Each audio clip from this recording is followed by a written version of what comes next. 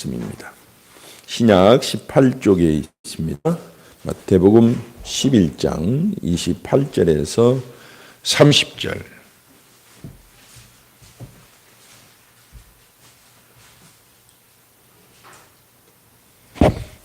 한 목소리로 받들어 천지의 밑에 죄송합니다. 수고하고 무거운 짐진 자들아 다 내게로 오라. 내가 너희를 쉬게 하리라. 나는 마음이 온유하고 겸손하니 나의 멍에를 메고 내게 배우라. 그리하면 너희 마음이 쉼을 얻으리니 이는 내 멍에는 쉽고 내 짐은 가벼움이라 하시니라. 아멘. 오늘 마태복음 11장 28절에서 30절까지 말씀을 가지고 원기 회복이라는 제목으로 여러분과 함께 은혜를 나눌까 합니다.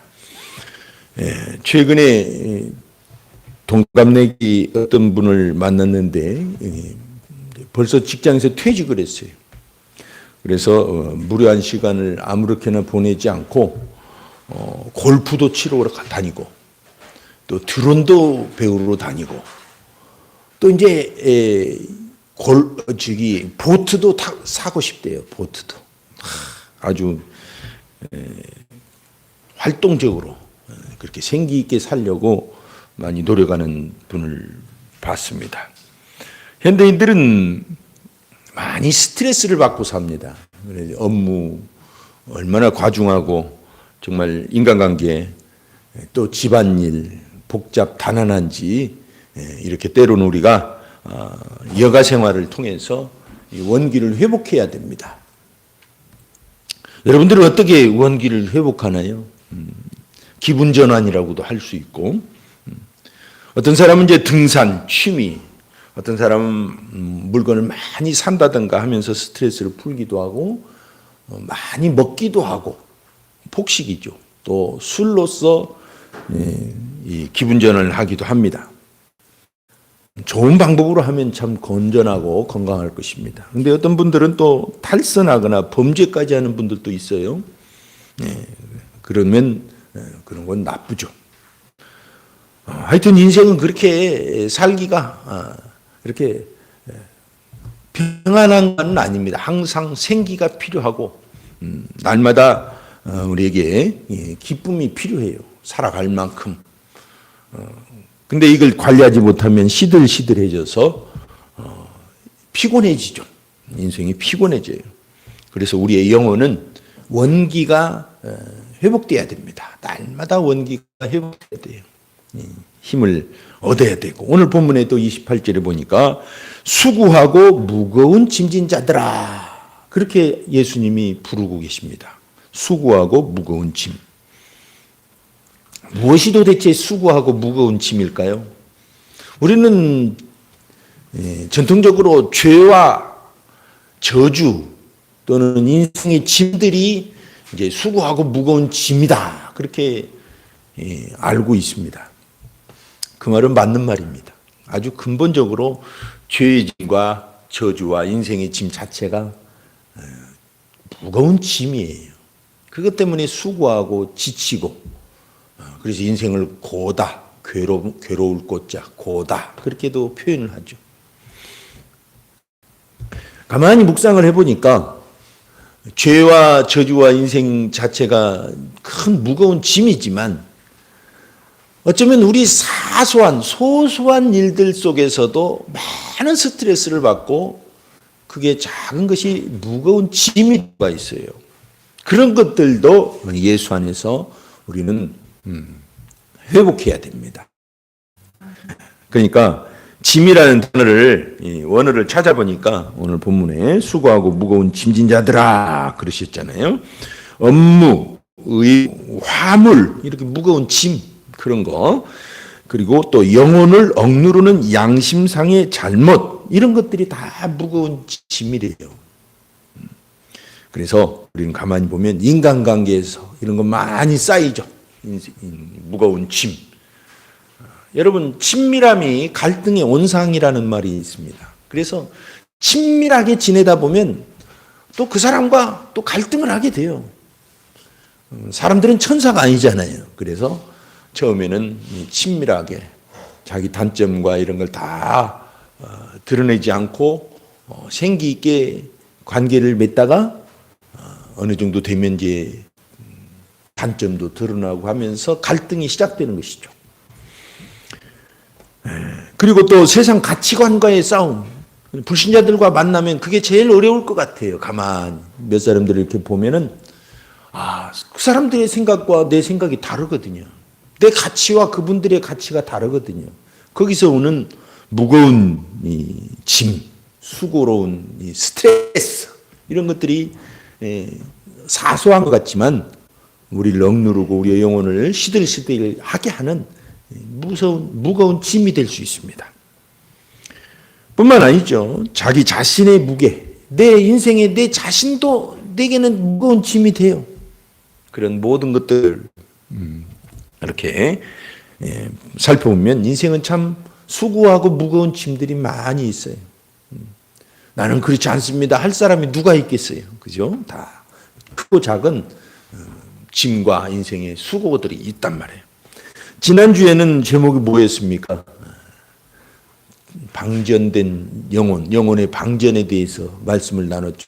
엘리야를 통해서 완전히 탈진해버린 엘리야가 어떻게 회복되었고 하나님은 어떻게 그를 회복시켰는가를 살펴봤어요. 근데 오늘 본문은 특별히 고난주간을 맞이하면서 십자가가 우리의 삶에 직접적으로 어떤 유익이 있을까 묵상을 하면서 일상생활에서 우리가 원기를 회복하는 것이야말로 정말 십자가의 큰 은혜다라는 것을 보았습니다. 그래서 오늘 본문을 특별히 신약 마태복음 11장 28절에서 30절까지의 말씀을 함께 나누고자 하는 것입니다.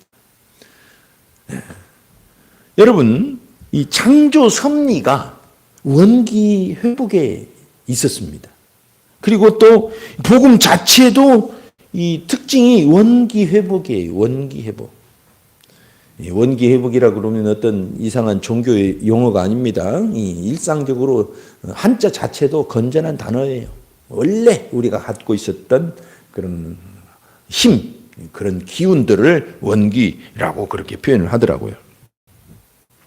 근데 이 쉼에 대해서 오늘 말씀하고 계십니다. 수고하고 무거운 짐진 자들아 다 내게로 오라 내가 너희를 쉬게 하리라. 쉼에 대해서 말씀을 나눠요. 지금. 그런데 이 쉼에 대한 오해가 있습니다.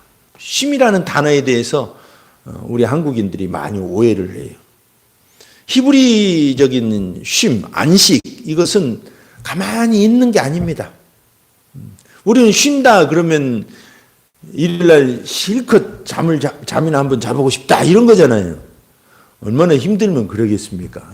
그냥 늘어지게 한번 자고 싶어. 근데 그렇게 한다고 해서 다 쉬어지질 않아요. 월요일 되면 너무 피곤해요. 우리가 이 쉼은 마냥 이렇게 무엇을 안 하고 멈추고 이렇게 마냥 누워서 쉬는 것 이것은 성경적이질 않아요. 잘못하면 확진자가 돼버려요. 뭐가 찔지 모르지만 확진자가 될 수 있습니다. 오늘 단어를 면밀히 살펴볼 필요가 있어요. 28절에도 내가 너희를 쉬게 하리라. 29절에도 그리하면 너희 마음이 쉼을 얻으리니 그랬어요. 두 단어는 똑같은 말에서 나왔어요. 모양도 비슷하고 뜻도 똑같습니다. 똑같은 단어입니다. 정말 우리 그리스도인들이 이 단어를 묵상할 필요가 있어요. 그래서 우리의 쉼에 대한 개념을 바꿀 필요가 있습니다. 이 뜻이 뭐냐면 원기를 돋우다 이런 뜻이 있어요. 쉰다는 뜻이. 가만히 멈춘다는 뜻이 아닙니다. 상쾌하게 하다 그런 뜻이 있어요. 좋죠. 참 좋은 단어예요. 그리고 힘을 회복하고 집중하기 위해 멈춤을 허락하다 이런 뜻입니다. 멈추긴 멈추는 거예요. 쉬긴 쉬는 거예요. 일을 안 하는 거예요. 안식일도. 근데 왜 힘을 회복하고 집중하기 위해. 그래서 이 단어의 공통적이고 종합을 하자면 원기 회복이에요. 원기 회복. 이 쉼이라는 건 원기 회복입니다. 원기 회복. 그래서 이 쉼이라는 명사로 이렇게 살펴보면 단어 오락, 안식, 기분 전환, 심지어는 레크레이션이라는 뜻이 있어요. 좋죠. 너무 좋아요. 그래서 교회에서 가끔 소풍도 하고 이렇게 레크레이션을 하는 것은 굉장히 성경적입니다. 예배만 드리면 예배가 아주 중요한 것을 알지. 예배는 빠지지 말아야 되지만 예배만 드리면 모든 게 회복되는 게 아니에요. 이와 같이 쉼을 성경적으로 잘 누릴 때 우리의 영혼이 전인적으로 회복될 수가 있습니다. 여러분, 하나님께서 창조하실 때 어떻게 하셨어요? 인간을 흙으로 만드셨습니다. 그리고 인간의 코에다가 생기를 불어넣어서 그랬더니 어떻게 됐어요? 인간이 생명이 된지라 그랬어요.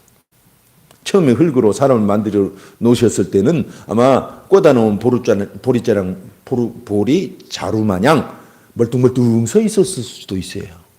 성경은 안 나왔으니까 그냥 해본 소리입니다. 그런데 거기다가 생기를 불어넣으시니까 사람이 생명이 되어서 기뻐하고 하나님을 찬양하고 온 세상에 정말 아름다운 존재가 된 겁니다. 그러니까 여러분, 하나님의 생기, 이 원기를 회복시킨다는 건 대단히 중요한 거예요. 창조의 원리라는 것을 알 수가 있어요. 창조의 원리입니다.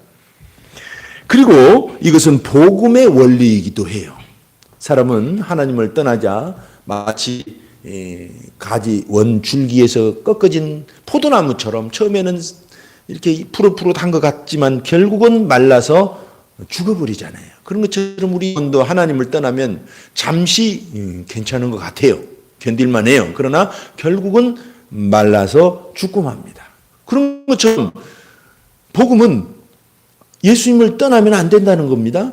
그래서 예수님이 오셔서 다시 우리의 생기를 공급해 주시고 하나님께 나아가는 복음이잖아요. 그러니까 결국 잃어버린 생기를 되찾게 해주시는, 원기를 회복해 주시는 하나님의 방법입니다. 하나님의 은혜예요. 그래서 우리가 에스겔서 37장을 보면 그 에스겔 골짜기라고 하는 그 골짜기의 사건은 복음의 큰 그림을 우리에게 선명하게 보여주는 것입니다. 그 사실이에요.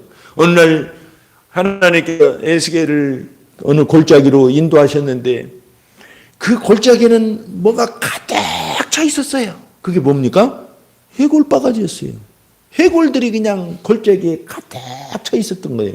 바람에 이리 밀리고 저리 밀고 말라 빠져서 해골들이 이렇게 밀리면 따글따글, 저리 밀리면 따글따글. 발에 채이는 게 해골이었어요. 아무 쓸모가 없어요. 거추장스럽고 혐오스럽기만 했어요.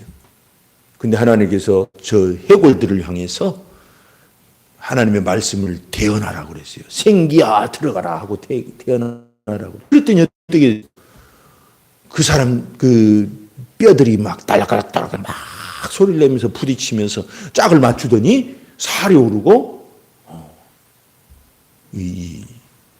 다시 회복되기 시작한 거예요.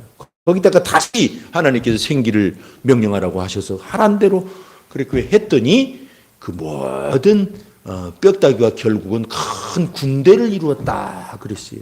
이와 같이 이스라엘의 영적 상태는 아주 메마른데 하나님의 말씀을 가서 선포하면 모든 메마른 영혼들이 살아나서 군대가 될 것이다. 이런 말씀입니다. 복음은 그겁니다. 우리 이 땅의 삶을 지나는 것처럼 삭막해요. 어디 쉴 만한 곳이 필요해요. 우리 영혼이 그런 삭막한 해골골짜기를 가는 것과 같습니다. 그럴 때마다 우리는 세상에서 추천하는 그런 원기 회복의 방법도 있지만 그것은 우리 영혼을 회복시켜 주질 못합니다. 잠시밖에 스트레스 푸는 데는 조금은 도움이 되겠지만 근본적으로 영혼을 만족시키려면 복음이 필요한 것입니다. 여러분, 사도행전 8장을 보면 이티오피아라고 하는 나라에서 이스라엘은 상당히 멀어요. 그 지도상으로 이렇게 펴봐도 에티오피아는 북아프리카에 위치하고 있는데 거기서 먼 거리를 마차를 타고 한 4시가 왕궁의 4시가 하나님께 예배하러 온 장면이 나와요. 예배하러 와서 예배하고 돌아가는데 하나님께서 빌립으로 하여금 그를 가까이 가서 복음을 전하라고 지시를 하십니다. 그래서 가까이 가서 복음을 전하는데 이 내시는 하나님을 경외하는 마음으로 먼 거리를 왔습니다. 그 궁전 안에서 얼마나 업무들이 과중했겠어요. 그리고 이 사람에게는 많은 회복이 필요했던 거예요. 그래서 하나님을 만나러 와서 하나님께 예배하고 그 또 먼 거 가야 돼요. 그러니까 하나님 만난 건 좋지만 또 돌아갈 일이 굉장히 심란할 거 아니에요. 피곤하고 지치고. 근데 그를 향해서 빌리를 보내셔서 예언서의 말씀을 해석해 주면서 이분이 바로 예수 그리스도다 하고 예수님을 소개해 줍니다. 그리고 이러고 있지 말고 저 물이 보이는 데 가서 세례를 받으시오 하고 예수의 이름으로 세례를, 성삼위 하나님의 이름으로 세례를 베풉니다. 그러자 이 사람은 복음을 듣고 마음속에 뭐가 가득 찬 것을 경험했어요. 뭐였어요? 기쁨이었어요. 돌아갈 일도 심란한데 이 갑자기 몸에 큰 기쁨이 가득 차기 시작한 것입니다. 그래서 성경은 이렇게 표현하고 있습니다. 사도행전 8장 39절에 둘이 물에서 올라갈새 주의 영이 필립을 이끌어간지라 내시는 흔연히 길을 가므로 그를 다시 보지 못하니라 했어요. 흔한 뜻이 무슨 뜻일까요? 바로 이것이 유쾌하게 된다 이런 뜻입니다. 번성한다는 뜻도 있고 즐거워하다는 뜻도 있고 아주 기쁠 때 쓰는 단어예요. 여러분 시들시들하고 힘들고 지친 이디오피아 내시에게 복음이 전해지니까 갑자기 영혼이 꽃이 피고 크게 힘을 얻고 기쁨으로 그 먼 거리를 갈 수 있었다는 것입니다. 복음은 그와 같아요. 우리 인생길이 정말 팍팍하고 힘들 때 그래서 복음이 좋은 거죠. 그래서 이사야서 사계치며 올라감 같을 것이요 다른 박질하여도 곤빛이 아니하겠고 걸어가도 피곤치 아니하리로다. 아멘. 그러니까 여러분 창조의 원리도 그렇고 복음의 원리도 그렇고 거기서 주시고자 한 게 뭐예요? 원기 회복이에요. 큰 힘, 기쁨으로 살아라 이겁니다. 생기 있게 살아라 이겁니다. 그래서 기독교는 분위기를 비교를 하자면 장례식장이 아니라 결혼식장인 것입니다. 기쁘고 즐거운 분위기여야 돼요. 장례식장 같은 데도 있잖아요. 그런 종교 말고 기독교는 진짜 어떤 분위기입니까? 라고 물을 때 우리는 결혼식장입니다. 라고 말할 수 있습니다. 왜냐하면 예수님께서도 오셔서 천국 잔치 비유를 많이 하셨잖아요. 또 혼인잔치 얘기도 많이 하셨어요. 왜?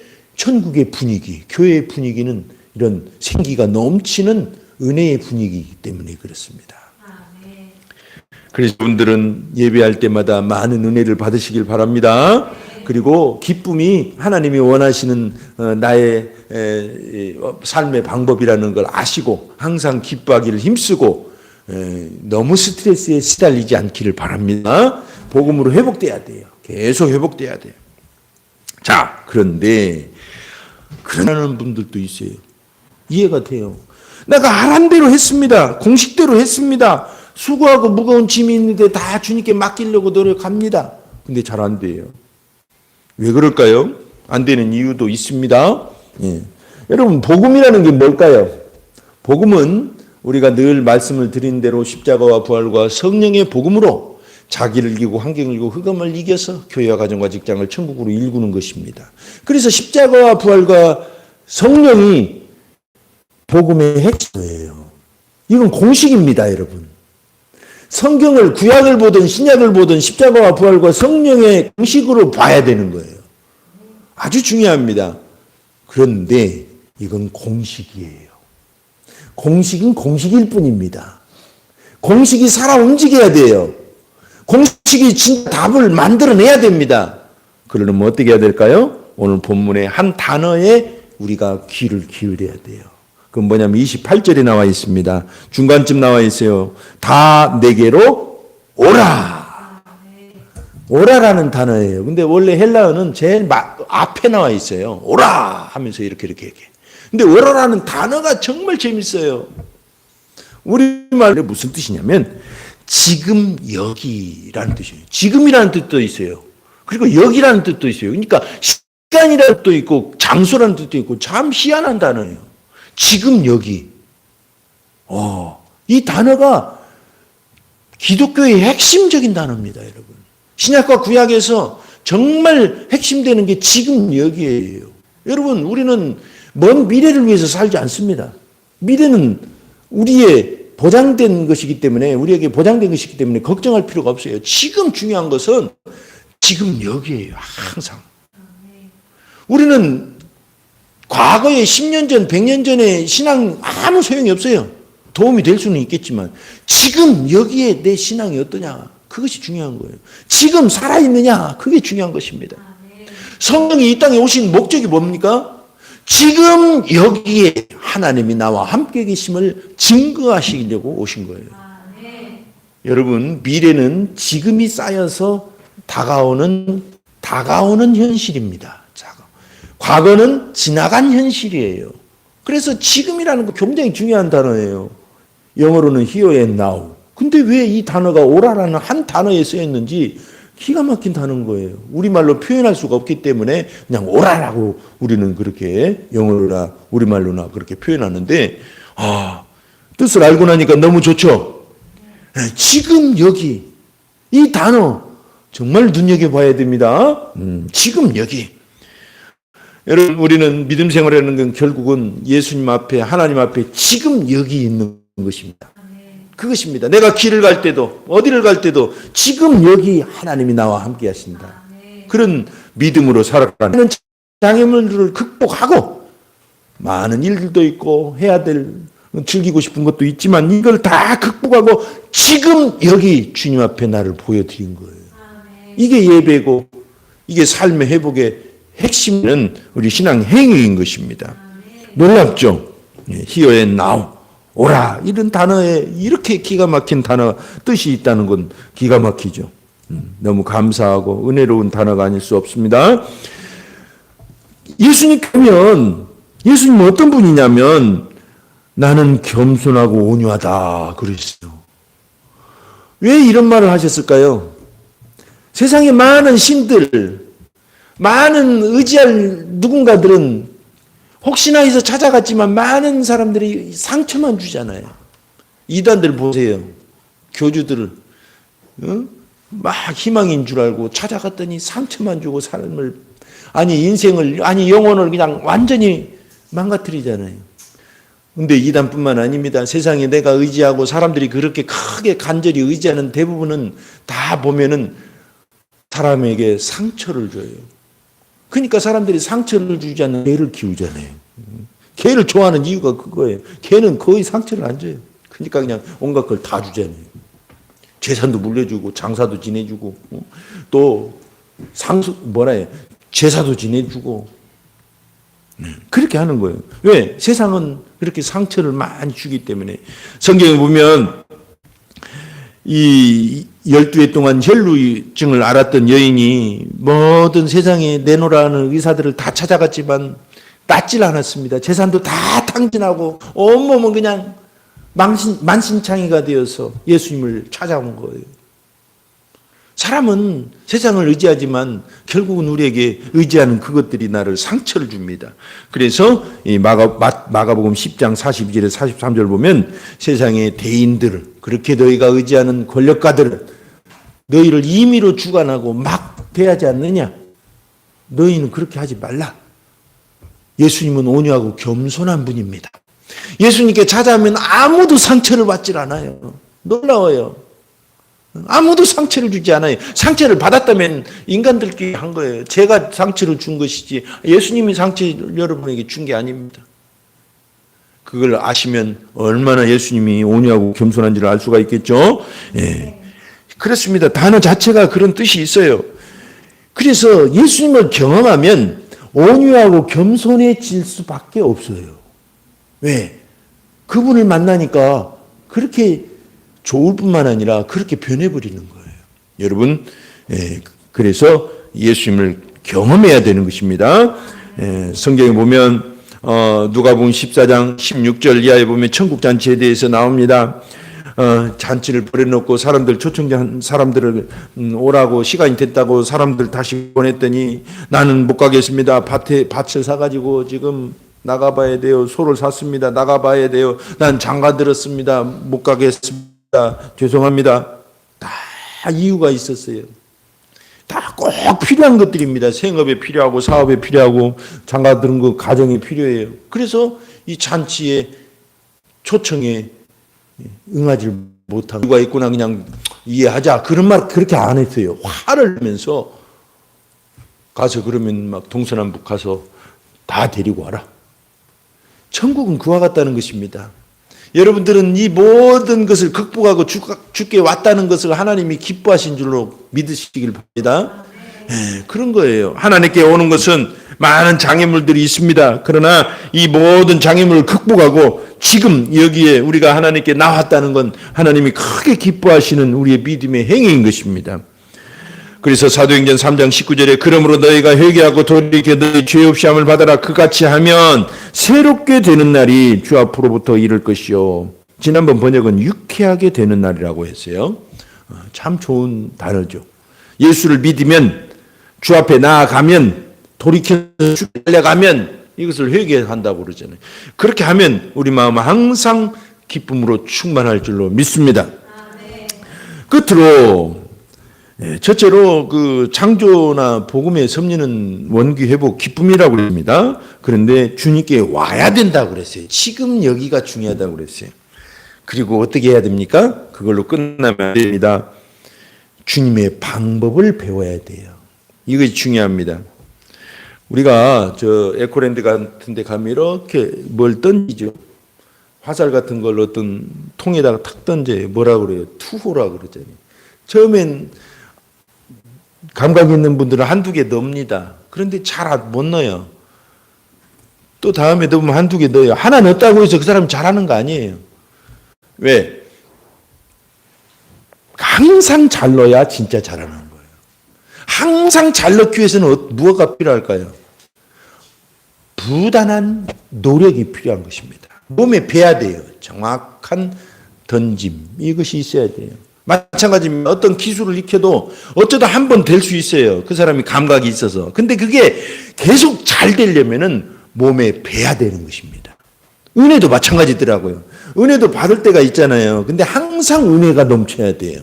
항상 기뻐하라, 쉬지 말고 기도하라 그러시잖아요. 그러면 어떻게 해야 될까요? 복음이 몸에 배야 됩니다. 이해가 되시죠?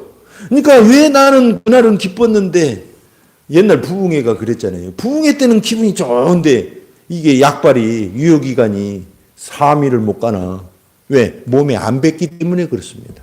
복음은 반드시 몸에 배야 됩니다. 십자가와 부활과 성령을 늘 우리가 얘기합니다. 이 복음은 대단히 중요해요. 예수님께 와야 됩니다. 근데 이것이 몸에 배야 됩니다. 안 배면 될 때도 있고 안 될 때도 있고 될 때는 기분이 좋고 기분이 좋으면 소고기 사 먹지.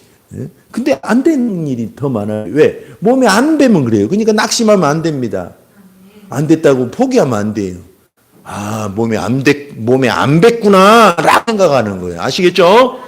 여러분들이 됐다 안 됐다 원인 단순해요. 내가 잘못 가서가 아닙니다. 잘못 믿어서도 아닐 거예요. 몸에 안 뱄기 때문일 것입니다. 그래서 우리 교회는 날마다 묵상하라고 닥달거리는 거예요. 그 정원의 양식 하라고 닥달거리는 거예요. 왜? 몸에 배게 하려고. 아시겠죠? 그러니까 몸에 배면 이제 잘 됩니다. 스스로도 이제 어떤 어려움도 이겨나가면서 자기도 모르게 말로 행동으로 바뀌어 있는 모습을 보고 놀랄 거예요. 내가 예전에는 그 사람 그런 거 들으면 못 참고 성질 났는데 참아줘. 내가 그런 환경 되면 당장 때려쳤는데 이제 끝까지 뭔가 해. 왜? 바뀌었기 때문에 그래요. 몸에 뱄기 때문에. 소망을 갖고. 할렐루야. 그래서 오늘 본문의 29절 나의 멍에를 배우고 내게 배우라 그랬습니다. 이 배운다는 단어가 보니까 이 습관이 된다는 뜻이 있어요. 사용과 실행을 통해서 몸에 배운다 이런 뜻도 있고 습관이 된다. 놀랍죠? 30절에 이는 내 멍에는 쉽고 내 짐은 가벼움이라 하시니라. 복음 여러분 어렵던가요? 아닙니다. 구약의 율법은 무려 성문화된 율법만 613개가 있어요. 그중에 부정적인 것은 365개, 긍정적인 건 248개. 거기에다가 유대인들은 플러스 탈무드라는 말 들어보셨죠? 탈무드. 이것은 여기에 해석을 하고 더 규정을 까다롭고 구체적으로 만들어 놓은 것인데 무려 소가 12수레를 싣고 가야 될 양이래요. 엄청나게 교훈을 주고 율법을 만들어 놓은 거예요. 유대인들은.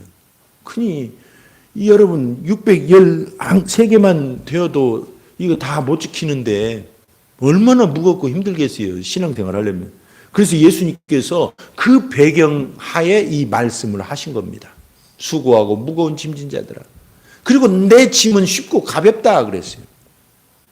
여러분 예수님의 복음은 쉽고 가볍습니다. 그 많은 규칙이 있고 이런 많은 규율이 있지만 예수님 안에서 십자가와 부활과 성령의 복음을 제대로 알면 모든 걸 저절로 몸에 익히기 시작한 거예요. 얼마나 쉬워요. 그죠? 십자가와 부활과 성령의 복음. 간단해요. 세 가지로 요약을 한다니까요. 십자가와 부활과 성령의 복음. 그래서 로마서 8장 2절에 보면 생명의 성령의 법이 죄와 사망의 법에서 너희를 해방하였습니다 하고 성령법 하나로 딱 요약해 주잖아요. 할렐루야. 복음은 단순합니다. 그래서 사도행전을 보면 유대인들이 이제 예수를 믿고 또 각지에 흩어져서 복음을 전하는데 자기들은 애써서 믿었던 과거가 있거든요. 전력이. 유대교회에 있었을 당시. 근데 예수를 믿고 나니까 좀 불안한 거예요. 이렇게 십자가와 부활과 성령만 믿어도 되나? 불안해요. 그래서 새로 믿는 이방인들을 향해서 당신들을 그렇게 믿으면 안 됩니다. 할례도 받아야 되고 율법도 행해야 되고 막 그러면서 무거운 짐을 막 지어준 거예요. 아니, 자기들 옛날에 고생해서 이제 복음 안에서 이게 다 이루어지면서 복음을 요즘 말로 규제를 완화시킨 것처럼 십자가와 부활과 성령이 복음 안에서는 이게 다 이루어지는데 다시 옛생활로 돌아가려고 하는 거예요. 그래서 사도들이 그들을 향해서 얼마나 정말 강력하게 그게 아니다라고 외치면서 예루살렘에 파송해서 예루살렘 교회에게 1장 10절에 보면 그런데 지금 너희가 어찌하여 하나님을 시험하여 우리 조상과 우리도 능히 매지 못하던 멍에를 제자들의 목에 두려느냐.